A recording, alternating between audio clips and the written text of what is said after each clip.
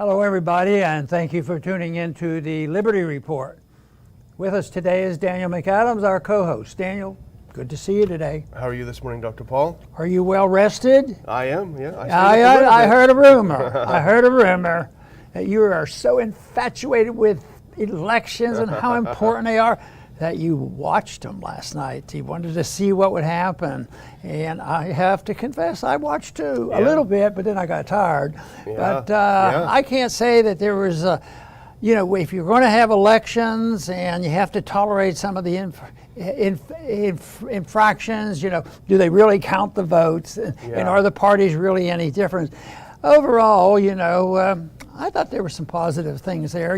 It made me feel a little bit better thinking that maybe what we talk about was reflected in that vote in the sense that we reject so much of the policies going on that Republicans and Democrats have endorsed that the people, what I was thinking about it in a very selfish manner because, I keep saying the people, if you want to know what the people are thinking, go watch the football game. Yeah. And it looks like a few people who went to those football games and didn't wear their mask were voting. Yeah, and chanting.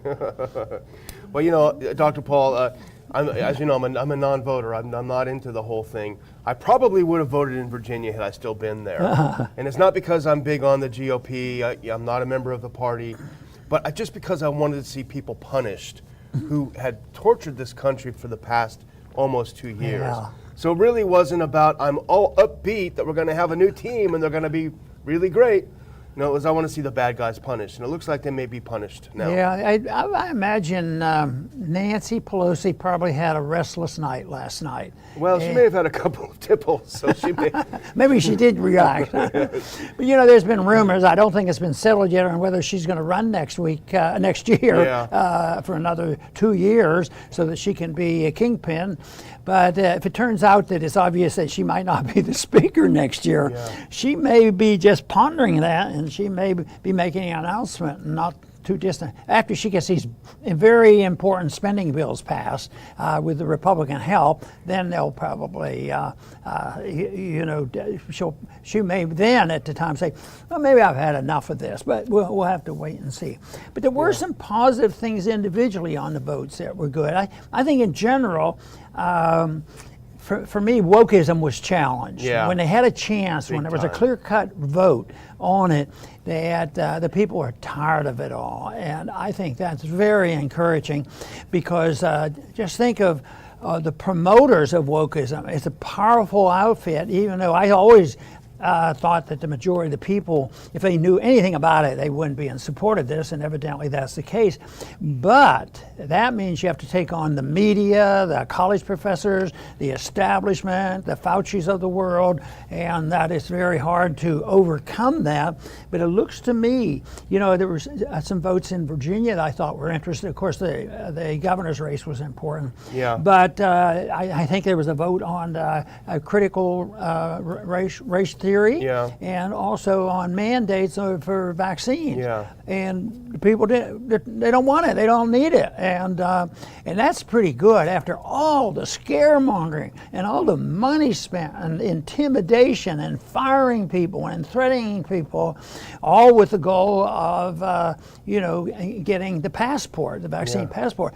They didn't talk about that, but I would say where we are today, we're a lot better off than we were the day before yesterday on the promotion of the passport. And I think that it's losing steam. People are waking up, and it's not American to have internal or external passports the way they've been passing and make it a universal world passport that everybody in the world will be tied into this whole organization where they can take a passport and tell where you were 10 minutes ago.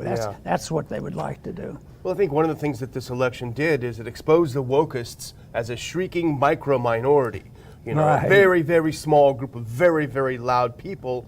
And finally, when the masses have had enough of it, they stand up and say, no, we're not going to go for this. And maybe that's too optimistic. But let's start out with a little joke, and I saw this morning. Let's put up that first clip because I think we need to have a laugh too. This is Ron DeSantis speaking this morning in Palm Beach County. He said, a recession is when your neighbor loses his job. A depression is when you lose yours. A recovery is when Fauci loses his. There you go. But back to the Virginia race, and it was very clear it was about things like the vax mandate, it was about critical race, it was about control of schools. And let's look at this next clip, because this is a debate that happened between Mcauliffe and Youngkin. Mcauliffe and Youngkin battle over COVID-19 vaccine mandates. This is from September in Virginia governor's debate. They battled over it, and we know which side Mcauliffe came down on. Let's look at that next clip. Here's Mcauliffe. Terry Mcauliffe calls for vaccine mandate to, quote, make life difficult, end quote, for the unvaccinated. That was back in August 23. Well, the unvaccinated and a lot of the vaccinated had the final say. They said, no, Terry. And just think, he wants to do that, but the unvaccinated might be the safest people in the country. They might be the healthiest, they might be the one least likely to spread the disease, and they'd be closer to following traditional science than that other stuff. But I did have a phone call, I didn't tell you about this, but a very special call last night. I couldn't believe it after it was all this decision making was because I got a call from the president. Oh, yeah. I got a call from Biden, and I said, Mr. President, I'm surprised you're awake. But no, I want to make sure the audience knows I'm just kidding. I don't think the president called me, and he may I have. don't want to pretend. But anyway, he said, what would your advice be? He was very nervous. He says, what should I do? And I said, the only thing I can tell you is what you shouldn't do. And I said, don't resign. Whatever you do, don't resign, but fire Fauci. Fire Fauci, that's right. It's very interesting because you look at the winners and losers, they're the obvious ones. Youngkin, who came out of nowhere, wealthy guy, ran in an interesting way. He walked a fine line between supporting Trump and not overly embracing Trump, and I think that probably helped him. The issue of schools was huge because you remember Terry Mcauliffe said out and out, parents should have no say what is taught in the classrooms. You want to talk about dividing the electorate, the moderates from the Democratic Party, and I think Youngkin jumped on that, and that again was the issue of teaching critical race theory in the schools, which he claimed there was no such thing, and of course it had been, and it was very active. We talked a lot about Loudoun County schools. And I think what happened, and this is the one thing we can be encouraged about, Dr. Paul, there was a silent and not so silent revolution among parents who went to school board meetings and said, what are you teaching our kids? What is going on here? Look at this book. This is pornography. This is not education. That, I think, was the silent, semi-silent group in Virginia that had finally had enough. And if you look at the numbers, it was the independent voters that really, even more than in previous votes in Virginia, statewide votes, really went over to Youngkin, really abandoned Mcauliffe.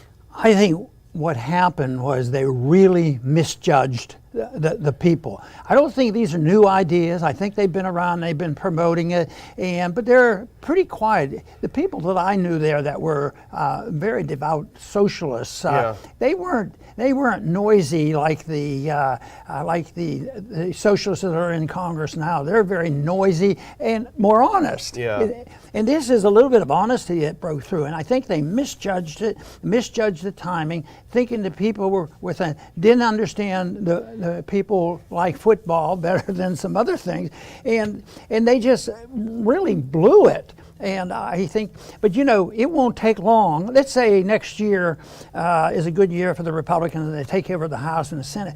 It seems to me that there hasn't been that many years when we had the presidency and we had the Senate and the House, and I thought, wow, we're going to come around and do some sensible things. But nothing happened, and within a few years, the Republicans lost their shirt. It just didn't last. So the optimism has to be, I think, and you've already alluded to it, it's more philosophic. The people are sick and tired of this stuff, and it was the issues they counted. I saw a program this morning, the Democrats were saying, oh, well, it had a lot to do with just personalities and all. And they would not admit the subject of the parents probably got fed up with it, and they started balancing it. And the Democrats are dumbfounded that women in the suburbs would vote for Republicans just because they want to have an input into their children's education. Yeah. What kind of people are they? Yeah, what do they think they are? So this is, I think this was very, very healthy, and this was a vote on some serious issues that we talk about, and I like people to think about them, and they voted on it, and I think at least generally speaking, the issues of less government won out, and the criticism of some of this wokeism stuff is very justified, and there's a lot of people who endorse these views. So I would say that that there's some good things that happen, but I would also, like you did at the very beginning, warn people, don't get overconfident about this, because you know the country is still interventionist. Yeah. I mean, one program today said the reason why this was different, it was social issues and nothing to do with the economy. And I think they're blinding themselves and they're deceiving themselves, because there's a lot to do with it. That's what lockdown was all about, and that's what masking was all about, and that's what deficits are all about. They say, well, if it's not the economy, why should anybody ever care about deficits? You know, it's just so huge. Nobody can even comprehend them, and they're going to continue. And they're right now talking about not printing the money as fast as they've been in the past. But look out for some fireworks. Yeah, and the other argument against it being just a matter of personality is the fact that the so-called red tide or red wave went very deep into Virginia. First of all, you have Winsome Sears. This is a woman who is whose parents came from Jamaica. Yeah. Apparently the father came with $1.75 in his pocket, came to the U.S. for the American dream.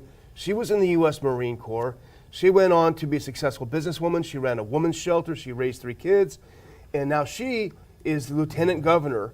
The attorney general also flipped to Republican, and Republicans flipped 6 seats in the House of Delegates, regaining control of the House of Delegates. So this wave went deep into Virginia politics. It wasn't just Mcauliffe versus Youngkin. That's right, and I think it certainly deserves discussion and emphasis and encouragement, because they have to sort the politics out from the important issues, because they were working on important issues. What's the government doing to my kids? And what's the philosophy? And this whole thing, I think, if I had to pick the one social issue that was probably the biggest deal in the election and still is a big issue, and that's the school system. Yeah. And that's it's just outrageous what these kids have been exposed to. Yeah. And they're not the opposition's not going to quit. They're going to rationalize. They have to rationalize them to themselves. They're not capable. They're totally incapable of sitting back and saying, maybe I should reassess some of my views on this, on us believing that we are to take care of the children and become the parents. We're the village, and we have to run a good village and raise our kids to be upright citizens. And they believe that stuff. So that's not going to be the only thing that is real. Is the fact that things that you just pointed out. The reality is they're going to lose some power. Yeah. And that's going to be very important. One thing that didn't come up, but it's always there, is the lying that goes on, the lying and campaign and all. And the Republicans have been on the receiving end of a lot of lies ever since the last election. And of course, you can be canceled by inferring that there may have been some lies told by the FBI and the Justice Department. Yeah. And since those lies are commonplace with government, but made much worse these last 6-8 years, that hopefully people wake up and see that. But that's the tough one. I mean, we're at a point now where we're not even allowed to discuss science and talk about what is real science and not science. That if you say that natural immunity, that's not scientific, out of here. Yeah. That's crazy, So let's hope that the momentum will carry through and sort some of this stuff out. Well, you mentioned the fact that they can't really sit back and say, well, maybe I should change my views. They're incapable of self-reflection. And our friend Jeff Dice tweeted out this morning, and the reason for that is that their entire lives are defined by politics. Politics is everything. It's down to the wire, everything for them, and so they can't admit that their ideas were defeated. It's all political. The other thing we talk about big losers, I'd say Pelosi's probably the biggest loser in this. But I would say Phil Murphy from New Jersey, who now it's neck and neck. He's got a couple thousand votes ahead last time I checked. And who knows what the New Jersey political machine might do. But the fact of the matter is, even if Murphy wins, he loses. This was not supposed to be a close race. He was supposed to cleanly win, not by a landslide, but he was supposed to do very well. And he's the king of the lockdowners. He's up there with the worst of the worst in lockdowns and mandates and masks. And the fact that the race was so close in very blue Jersey tells you a lot about where the people are. So even if he wins, he's a big loser. I want to follow up on this idea of truth, because truth for the politician, and Jeff was alluding to this, is very relative. Truth is what they say it is, and it's just not pragmatism for them to gain power. They actually have a philosophy that says that society, the human race, is incapable of knowing what truth is, and therefore they don't even, the thought of reconciling or feeling badly about doing policies that people end up dying and all this, that doesn't even enter their mind, because and they don't worry about the issue of truth, because truth is undefinable. You don't know what truth is, and it's relative to what the people have on power. So the most important thing is power, and then we will reveal the truth to the people and take care of the people, and that has to be repealed, that attitude. Well, that's the Straussians, and there are plenty of them in both parties. The noble lie, you can tell the noble lie. Well, other things are happening that we should talk about. It's tempting to just talk about this all day, but the next one is related to it, and it happened in Minneapolis, Minnesota, where they had the killing of last year, and they had defund the police and Black Lives Matter and riots and the things burning down. So the idea was having people vote on whether they should get rid of all the police and turn them all into social workers.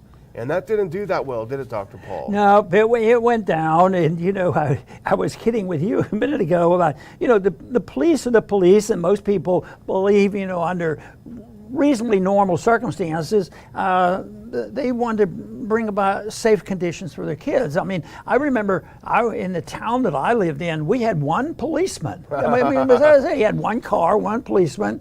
He had one gun with one bullet. 45. Yeah. So the whole thing is he truly, the policeman was our friend. He was there. He was the school monitor who, as you crossed one street by the school, and that was it. Later on, the police force, the city didn't expand tremendously, but the police force did,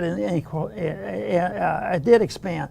But I think they very much provided some safety and security for us.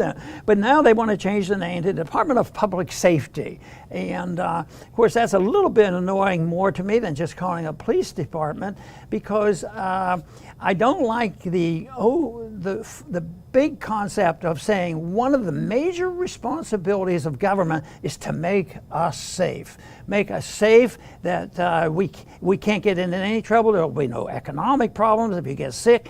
Whatever it is, the responsibility is on the government to take care of it.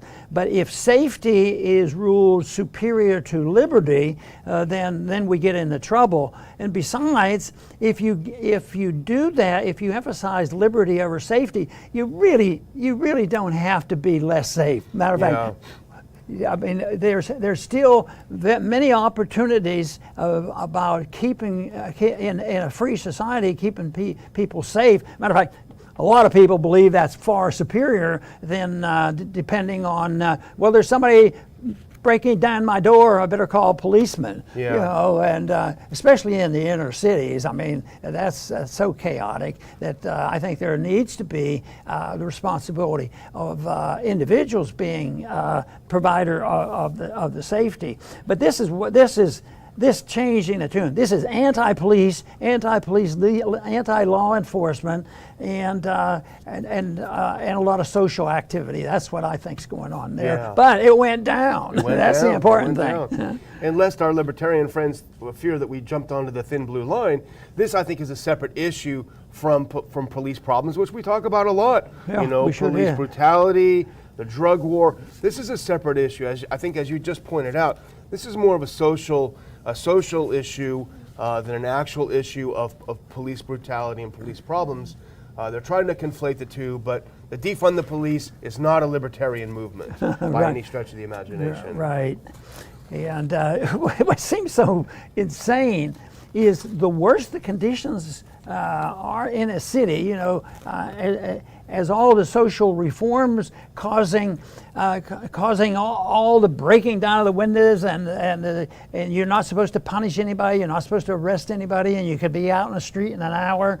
It's that system. So it's a time when, if you have a system that you want to work a little bit better, you don't fire the people. Yeah. You know, you fire them, and of course all the conditions get worse. And if you look at the big cities, I mean, I think that, if I'm not mistaken, I think the statistics still show that people are leaving wonderful cities, used to be, cities like San Francisco. They're tired of it all. Yeah. And it's because they don't understand this particular issue.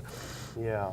Well, we want to talk a little bit now about a whistleblower. And, you know, not all whistleblowers are alike, right? Right. If you're a whistleblower and you go before Congress and say, golly gee, Facebook isn't censoring enough, then you're heralded as a brave whistleblower, even if your PR team is connected to the Democrats and the push to destroy speech. This is a different kind of whistleblower, so you're probably not going to read a lot about Brooke Jackson, who blew the whistle on Pfizer's very, very flawed trials of its drug. It sort of makes you sick when you think about it, how far they went. I guess if they were getting away with it, and truth is relative, if you don't get caught and we're still taking care of the people, it doesn't matter. So once again, there's no conscious problem. Their conscience doesn't bother them. But had major flaws, a whistleblower, and this is reported, but there was ramifications from it. He got fired. He got fired. So it's a matter of, once again, a challenge with the First Amendment, and that, unfortunately, we've talked a lot about the problems that may be lessened. I think the principle of freedom of speech is that we have a ways to go on that. There's a lot of manipulation of speech, and that's why this whole thing on wokeism we have to continue with that, because this whole thing about you can't even get into a gentlemanly discussion with another person about what does science mean, and also what if two doctors disagreed on natural immunity, you know. But it's serious ramification if you take the position that, there's pretty good evidence that there is such a thing as natural immunity. And that of course, is something that we have to be aware of, and hopefully people will look at this as an outrage. This is an outrage that this gentleman got fired because he told the truth about what Pfizer's going. Just think how, of course, we've talked about it, and others are starting to talk about, you know, the outrage on the money these drug companies. As libertarians, we never narrow it down besides, there's a successful company and they provide a wonderful service and they became a billionaire. Yeah, but if the market does it, that's one thing, but this is not the market. Yeah. When you become a partner with the government, that is not the market. So it's unfair accumulation of wealth. And what do they do with people who want to point this out? You're gone, buddy. You're gone. Yeah. Well, let's put up that next clip, because this whistleblower, all of the complaints that she had were actually published in the British Medical Journal. Let's put up this next clip and you can see it for yourself. The BMJ, British Medical Journal, COVID-19, researcher blows the whistle on data integrity issues in Pfizer's vaccine trial. There are so many different problems that Brooke outlined. Problems with the data manipulation, the poor lab management, et cetera, et cetera. But as you point out, Dr. Paul, the fact is that they have immunity from any damages that their product caused. So why would they even care? It doesn't matter. And let's look at the next one, because this is what you just said. I guess I was reading your mind. This is our friend Jordan Schachtel. He posts this: Pfizer increases revenue forecast to $82 billion, almost half of which comes from the COVID shots. So who cares? Yeah, they fixed it. They messed up. They fixed their trials. They faked it. It's all phony. It doesn't matter, because as Jordan says, keeping the margins high by experimenting on kids, which is what they're doing. This whole thing about immunity, that is such an outrage. That is literally a license to steal and lie. And they get away with it, and it's one of the most important principles in a free market on how some of these things are handled when you don't have 14,000 regulators protecting us against unfair competition, this sort of thing. So, but giving that immunity, voters, people should understand, as soon as you hear that drug companies or whatever will get immunity from any injury, there's something very suspicious, and they lack responsibility, and then they can afford to take a little bit more. If we get this done in 3 weeks instead of 4 weeks, we'll make $1 billion more. Yeah. And it's that calculation that they make. But if they say, if we hurry this and we ignore some warnings and we don't fire our whistleblowers, maybe we would have less complications when people start using these drugs. And right now, I'd like to suggest that kind of advice would be appropriate for people who are so anxious to give all kids immunity. So there were a few victories in the schools, but I would hope that they would back off from this massive inoculation of kids. That's how really. It doesn't mean there's going to be some kids that they might well qualify, but right now it's a menace to think about how much. The other thing about that, you talk about immunity from liability. What about this idea that they bought all this vaccine weeks before the FDA decided it was safe? Yeah. It was a cliffhanger. Right. But isn't it ironic that people who make the shots get immunity, the people who take the shots don't get immunity? Right. That's right. But let's move on to our final segment, because this is also dealing with the medical industrial complex. And here we go back to our old friend Thomas Massie. Let's put up this next clip, because this is about the CDC's stealth changing the definition of what a vaccine is. And here's Thomas Massie put this out. Check out the CDC's evolving definition of vaccination. They've been busy at the Ministry of Truth. And so pre-2015, a vaccine was injection of a killed or weakened infectious organism in order to prevent the disease. From 2015 to 2021, it was the act of introducing a vaccine into the body to produce immunity to a specific disease. All of a sudden, out of the blue, they changed it in September of this year. It's now, quote, the act of introducing a vaccine into the body to produce protection from a specific disease. No longer immunity, no longer prevention, but protection. They did this under the radar, but somebody clever did a FOIA request, and they found out that behind the scenes, it wasn't just an innocent little updating of the science. Something else was going on. Yeah, that's for sure. And you read the key statement on these things. Actually, it's one word that they deal with. They change immunity, which sounds like it's a little bit more scientific and precise, and that you can be objective about it. To the idea of protection. Well, protection becomes more vague, and it's more unscientific.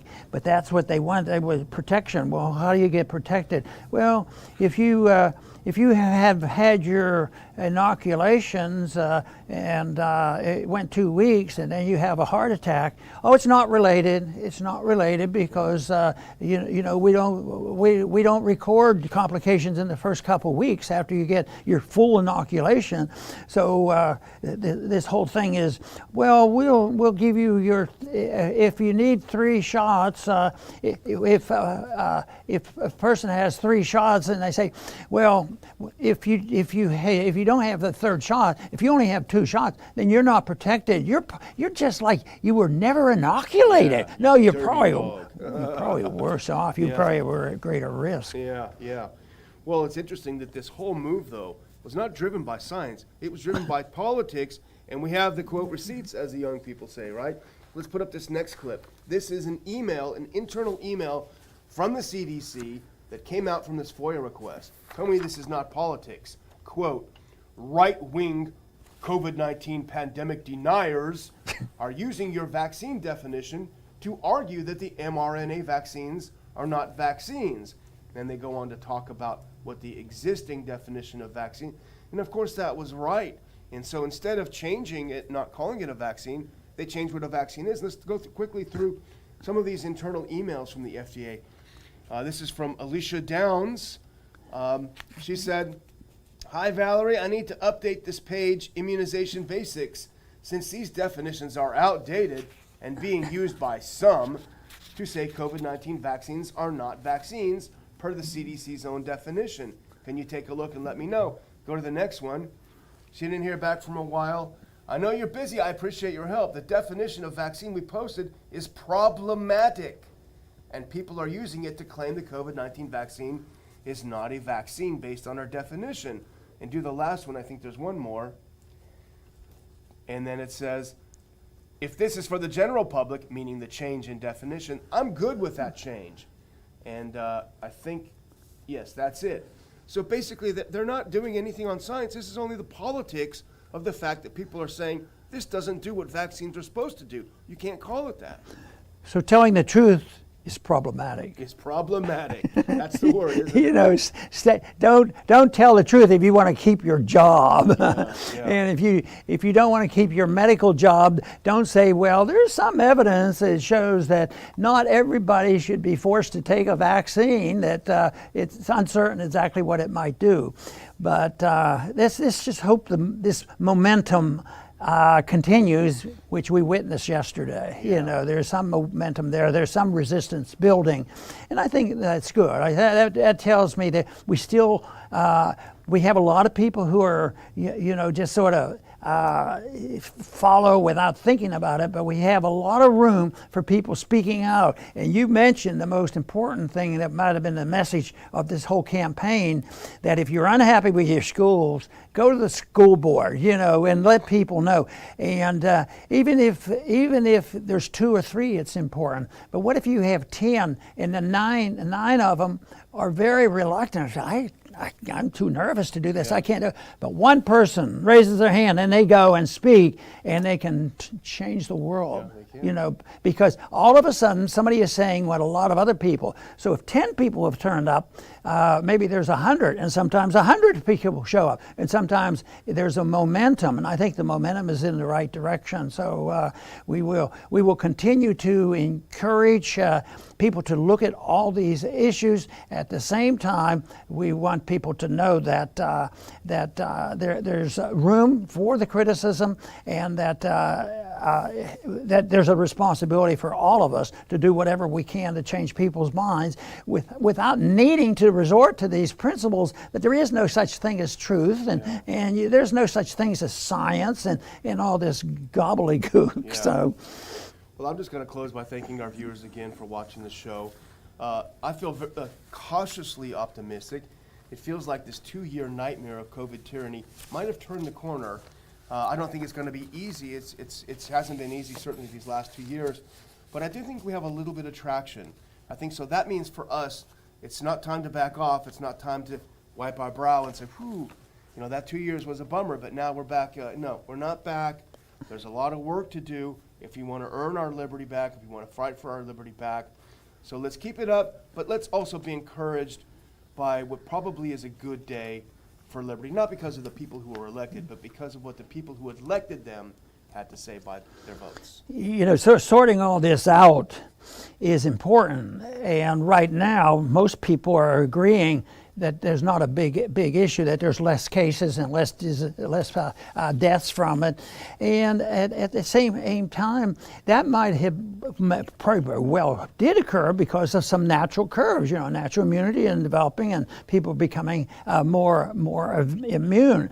But the other side will say, oh, they're wrong, we need to punish them because that's bad information and we have to punish them. Because the real reason is because we have worked so hard at getting the people vaccinated, and yet, you know, there's which is the study I think is in Israel that's been cited. There's no evidence for that, you know. So it's hard to change people's mind.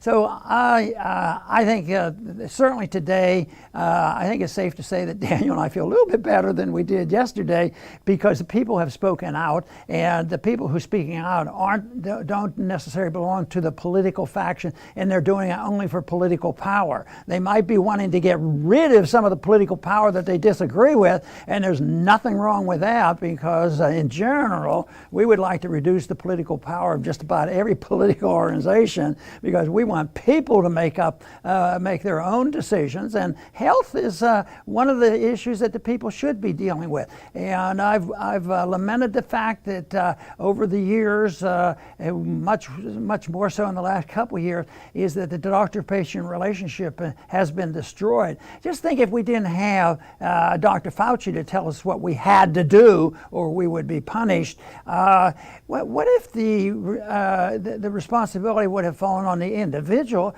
to talk to his or her doctor and find out different sources? And not only, it wouldn't be limited to one doctor that you go to and get all your advice. There would be organizations that would provide honest answers. At least there'd be competition with it. At least you would have heard about natural immunity. So that's why liberty is an answer to so many of our problems. It doesn't take care of everything, but let me tell you, bureaucracy and authoritarianism and socialism doesn't work. The proof is there. The 20th century was a terrible, terrible century for the killing and the abuse of the people that we shouldn't be looking at Marxism and communism and socialism, but we shouldn't be so dependent on a modified form, what is called interventionism, where it's just a power struggle by the special interests to get control and do the same thing with a smiling face and say, oh, we will take care of you, and yet still have the power and turn it over to a bunch of very, very wealthy business people and have the cooperation of big business and big government, because that type of corporatism is dangerous because so often it leads to a fascist system, and that is something that we should always guard against. And the substitute for it is the promotion of liberty. I want to thank everybody for tuning in today to the Liberty Report. Please come back soon.